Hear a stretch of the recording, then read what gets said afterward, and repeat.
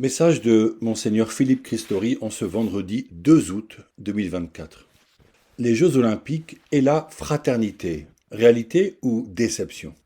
Cette première semaine des Jeux Olympiques est magnifique et je loue Dieu pour ce moment unique de joie et de sport. Pourtant, le contexte mondial est gravement troublé.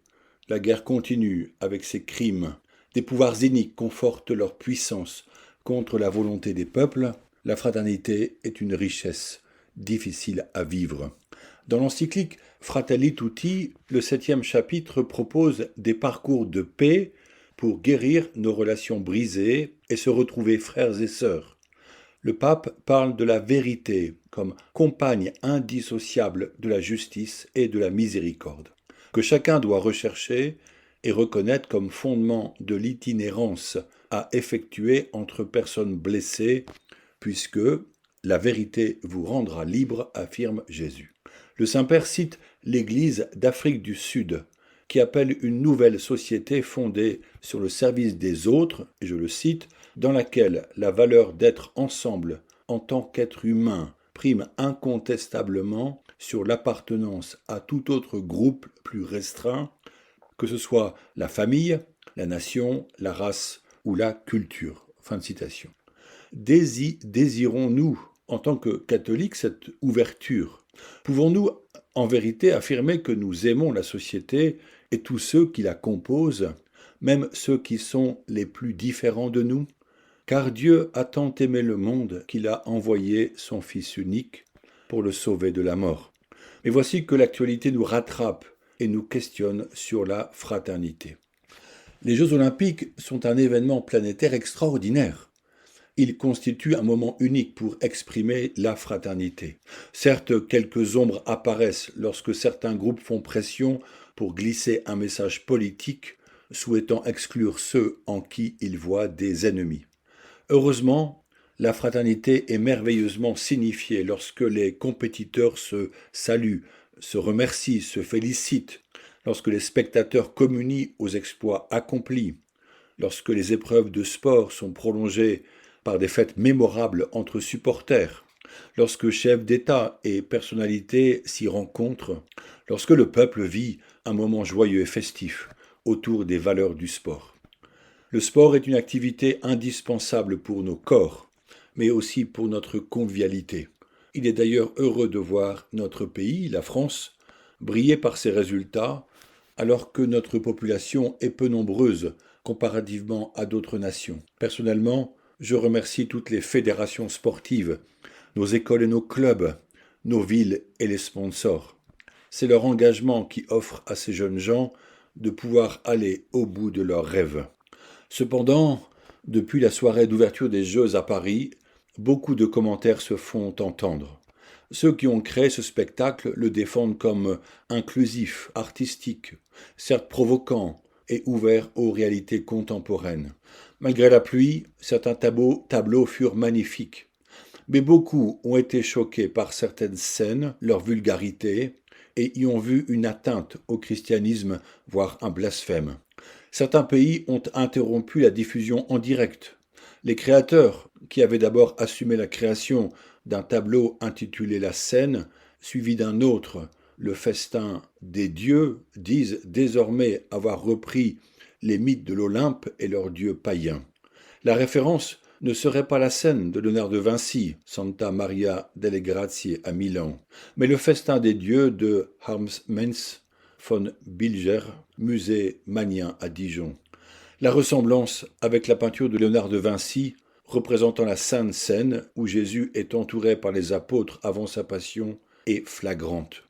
Le tableau du Festin des dieux constituait déjà un détournement païen d'un épisode chrétien. C'est bien parce que la référence visuelle à la fresque de Léonard de Vinci est évidente pour de très nombreuses personnes, ce qui n'est pas le cas du tableau du Festin des dieux, que les réactions sont si vives. Si la liberté d'expression est défendue en France avec vigueur, peut-on s'autoriser des excès sans limite qui atteignent des personnes dont la croyance est sacrée au point qu'elles donneraient leur vie pour Dieu? La foi chrétienne est fondée sur la venue de Dieu parmi les hommes, en Jésus-Christ qui a offert sa vie physiquement par un unique sacrifice définitif en vue du salut de toute l'humanité, sacrifice qui se prolonge aujourd'hui dans chaque messe depuis 2000 ans. En travestissant grossièrement la Sainte Seine, il est indéniable que tous ceux et celles qui vivent l'Eucharistie comme sommet et source de leur vie spirituelle sont atteints et meurtris. Jésus a dit « Je suis le pain de vie qui me mange à la vie éternelle ». Cela n'est pas juste un conseil de Jésus. Là est le chemin en vue du ciel. Maintenant, quelle est la juste réponse face à ces faits ? Jésus nous a prévenus. Si le monde a de la haine contre vous, sachez qu'il en a eu d'abord contre moi. Aussi ouvre-t-il son discours sur la montagne par ces mots. Heureux êtes-vous si l'on vous insulte, si l'on vous persécute, et si l'on dit faussement toutes sortes de mal contre vous à cause de moi.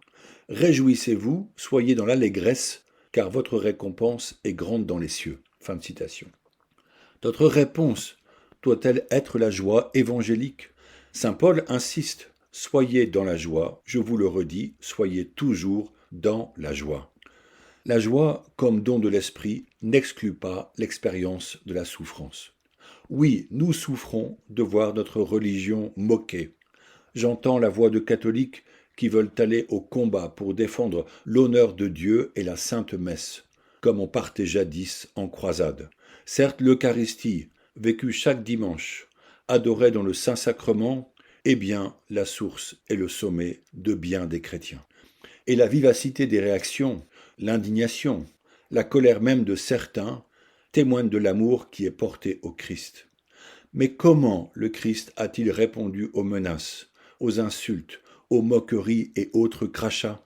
Par son silence face à Pilate, par son pardon face à ses bourreaux, en disant à Dieu le Père, « Pardonne-leur, ils ne savent pas ce qu'ils font », en portant sa croix, alourdie par les péchés des hommes, jusqu'à sa crucifixion. C'est pourquoi le centurion qui se tenait au pied de la croix, témoin de sa mort, dira « Vraiment, cet homme était fils de Dieu, il s'est converti, reconnu saint et honoré sous le nom de Saint Longin dans la légende dorée. » Faut-il dire des messes et prier des chapelets en réparation pour le blasphème ? Des posts sur les réseaux sociaux, dont on ne connaît pas toujours les auteurs, invitent à se retrouver au pied des calvaires et dans les églises. Alors demandons-nous, fallait-il cette atteinte à notre foi pour nous mobiliser ?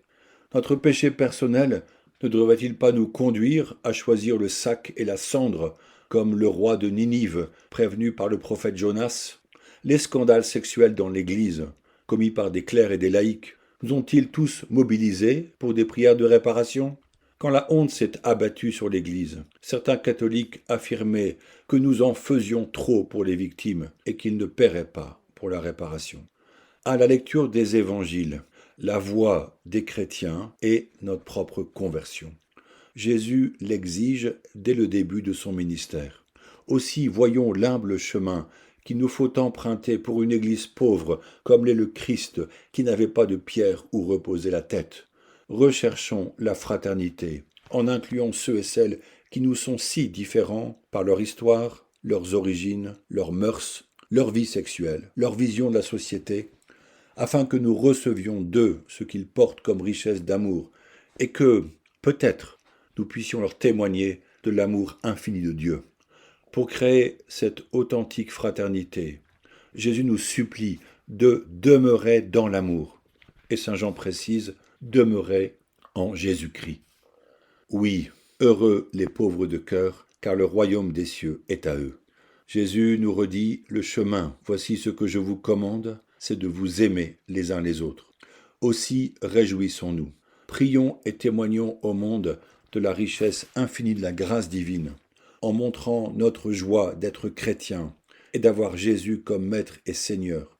Que chacun reçoive le corps du Christ avec grand soin, car à cet instant, nous recevons celui qui donne tout par amour pour nous sauver. Le monde païen, éloigné de Dieu, se convertira en voyant l'amour que nous lui porterons. Ainsi, la fraternité brillera. Je vous encourage à prier pour notre Église, afin que chacun, en tant que pierre vivante, s'attache au Christ et à sa parole de vie. Nous prions ensemble. Notre Père, qui es aux cieux, Que ton nom soit sanctifié, que ton règne vienne, que ta volonté soit faite sur la terre comme au ciel. Donne-nous aujourd'hui notre pain de ce jour. Pardonne-nous nos offenses comme nous pardonnons aussi à ceux qui nous ont offensés. Et ne laisse pas entrer en tentation, mais délivre-nous du mal. Amen. Bonne journée.